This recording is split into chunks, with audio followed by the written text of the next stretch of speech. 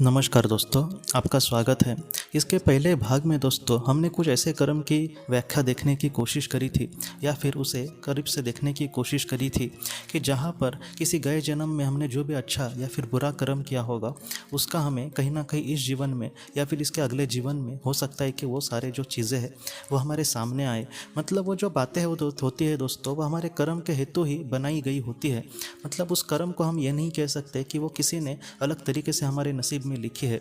वो हमारे ही कर्म का कहीं ना कहीं एक रिएक्शन होता है। हो सकता है कि उस जीवन में मैंने किसी को समझो 2 थप्पड़ मारे थे, तो हो सकता है कि इस जीवन में भी मुझे ऐसे ही 2 थप्पड़ खाने पड़े।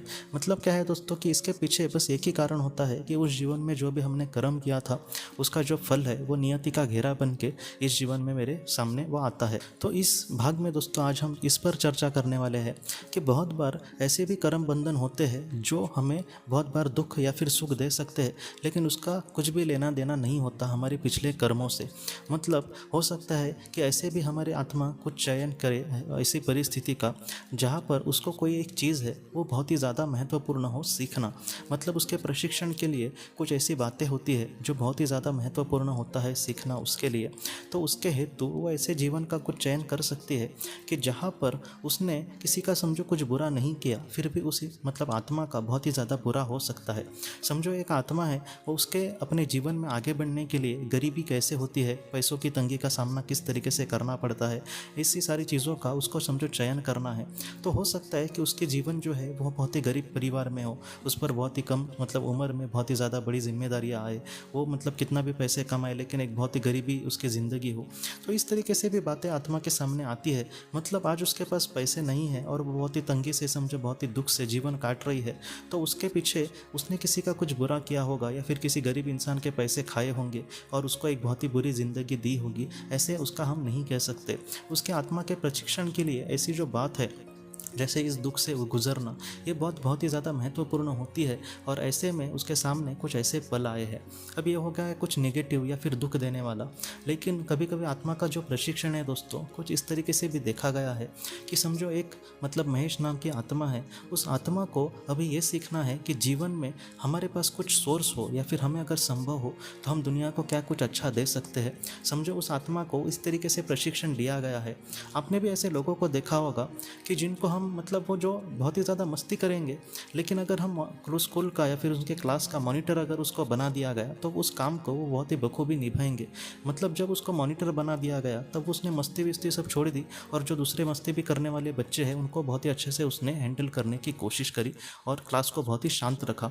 तो इस तरीके से भी महेश को मतलब इस तरीके से उसका प्रशिक्षण देखा जा सकता है कि जहाँ पर उसके सामने बहुत ही ज़्यादा पैसा ला सकता है कोई नेता, वो समझो बन गया है इस जीवन में, परिस्थिति उसको एक बड़ा नेता भी बना सकती है और वो देख सकती है कि ये उसका जो उसके पीछे उसके सामने जो मतलब सारे हालात है, उसको जिन जिन चीज़ों की अथॉरिटी है उसका वो कितना अच्छे तरीके से सामना कर सकता है। तो ऐसी चीज़ों में हो मतलब उसको बहुत ही उसके सामने ऐसे रास्ते होंगे जहाँ पर वो ज़रूरतमंदों की कुछ मदद कर सकता है। इस बात को दोस्तों हमें इस तरीके से लेना है कि समझो एक नेता के घर पे एक उसके बच्चे का जन्म हुआ, तो हमें ये लग सकता है कि उसने कुछ बहुत ही पुण्यवान काम किए होंगे, इसलिए बहुत ही इतने बड़े अमीर परिवार में और उसके पिताजी के पास इतनी पावर है, इसलिए उसका उसका जहाँ पर जन्म हुआ है। लेकिन हमेशा सारी चीज़ें इस तरीके से नहीं हो सकती।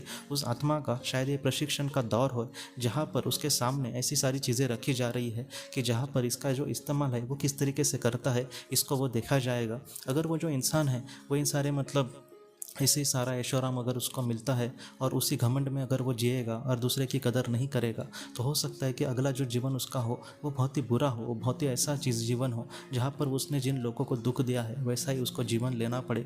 इसलिए ऐसी जो प्रशिक्षण की चीज़ें हैं वो बहुत ही नेगेटिव भी उस पर असर कर सकती है। ऐसे वक्त में उस आत्मा को बहुत ही फूक फूक कर कहीं ना कहीं कदम बढ़ाने पड़ते हैं।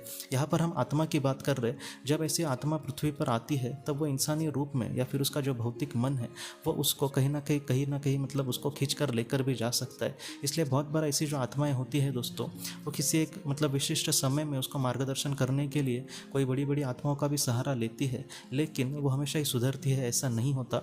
समझो कोई चौथे लोग की आत्मा हो और वो ऐसे ही जीवन का समझो चयन करे, तो बहुत ज़्यादा चांसेस होती है कि ऐसे जो पृथ्वी की जो माया है, पैसा या फिर और भी जो माया है, वो उसको कहीं ना कहीं उसको खींच कर भी लेकर जा सकती है।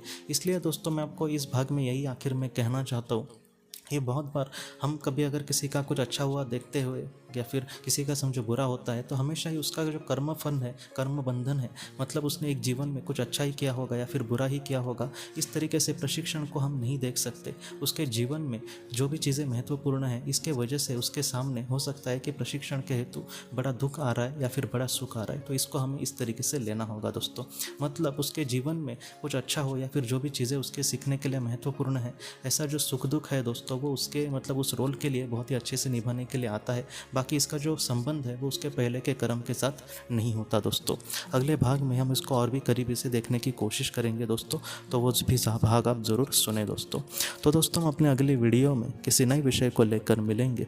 तब तक आप अपने परिवार का ख्याल रखना। आपका बहुत बहुत धन्यवाद।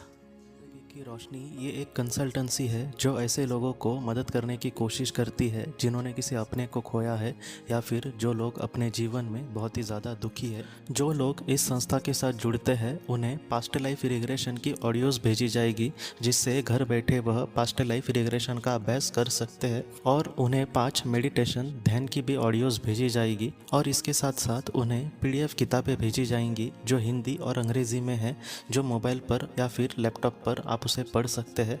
और 10 ऑडियो बुक्स भी आपको भेजी जाएंगी। तो दोस्तों अगर आप इस संस्था के साथ जुड़ना चाहते हैं तो कृपया इस नंबर पे व्हाट्सएप मैसेज करें। आपका बहुत बहुत धन्यवाद।